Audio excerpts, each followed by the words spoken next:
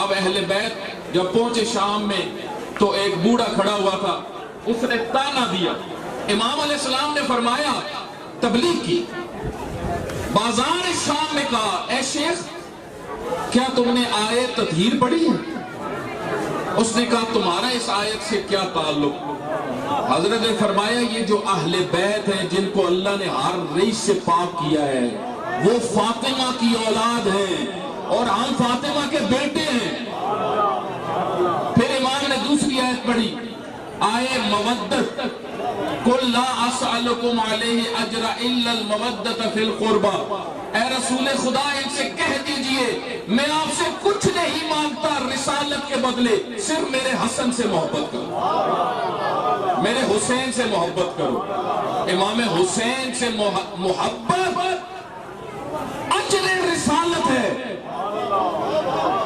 جو حسین کا نہیں وہ مصطفیٰ کا نہیں ہے، جو حسن مجتبیٰ کا نہیں وہ رسول اللہ کا نہیں ہے. رسول اللہ نے فرمایا الحسن میرے بیٹے حسن اور حسین جنت کے سردار ہیں. اے مسلمانوں اگر جنت میں جانا چاہتے ہو تو جنت کے سرداروں سے وفا کرو.